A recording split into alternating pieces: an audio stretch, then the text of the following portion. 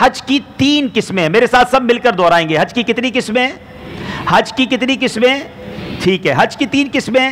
اور سب سے پہلی قسم ہے حج قران. پہلی قسم کیا ہے؟ میرے ساتھ مل کر دہرائیں گے. پہلی قسم کیا ہے حج کی؟ حج قران. دوسری قسم ہے حج تمتع. دوسری قسم کیا ہے؟ اور تیسری قسم ہے حج افراد. حج افراد. اب اس کی تھوڑی سی تفصیل سمجھ لیتے ہیں. حج قران وہ ہے کہ حج اور عمرے کا ساتھ احرام باندھا جائے. نیت کرتے وقت یہ نیت ہو کہ میں عمرہ بھی کروں گا اسی احرام میں اور حج بھی کروں گا. تو ایسے حاجی کا عمرے کے بعد احرام نہیں اترتا، یہ خیال رکھیے گا. عمرے سے لے کر حج تک بھی وہ احرام میں ہی رہے گا. تو اب غور کر لے تمام اسلامی بھائی کہ جو حج سے 25 دن پہلے جا رہا ہے اور وہ حج قران کی نیت کر لے گا تو وہ حج تک احرام کیسے باقی رکھے گا؟ ساری پابندیاں باقی رہیں گی.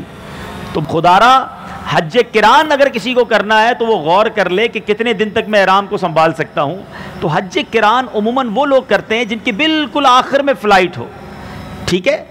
اور دوسری حج قران کون ہو گیا؟ جس نے عمرے اور حج کا احرام ساتھ باندھا. اور احرام کب کھلے گا؟ حج کے بعد. دوسری جو قسم ہے وہ ہے حج تمتع. اور حج تمتع کرنے والے کو متمتع کہا جاتا ہے. اور حج تمتع کرنے والا کیا کرتا ہے؟ پہلے عمرے کا احرام باندھتا ہے، عمرہ کر کے احرام اتار دیتا ہے، اس کے بعد پھر حج کا احرام باندھتا ہے جب حج کے دن آتے ہیں، اور حج کر کے پھر تمام معاملات کے بعد وہ احرام اتارتا ہے. تو یہ ہو گیا حج تمتع. پاکستان، ہندوستان، UK سے، یورپ سے، دنیا بھر سے جو حاجی جاتے ہیں ان میں اکثر حاجی وہ ہوتے ہیں جو حج تمتع ہی کرتے ہیں، کیونکہ پہلے عمرہ کرتے ہیں، عمرے کے بعد فارغ ہو جاتے ہیں احرام وغیرہ سے، پھر اس کے بعد جب حج کے دن قریب آتے ہیں تو وہ دوبارہ حج کا احرام باندھتے ہیں. ٹھیک ہو گیا.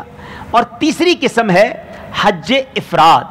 اور یہ وہ قسم ہے کہ جس میں حاجی صرف حج کا احرام باندھتا ہے. تیسری قسم کیا ہے؟ کہ جس میں حاجی صرف حج کا احرام باندھتا ہے، یعنی یہاں ہی سے حج کا احرام باندھے گا اور احرام کب اترے گا؟ حج کے بعد. تو یہ تو 3 قسمیں ہو گئی نا. افراد عموماً مکہ شریف میں رہنے والے یا جدہ میں رہنے والے کرتے ہیں.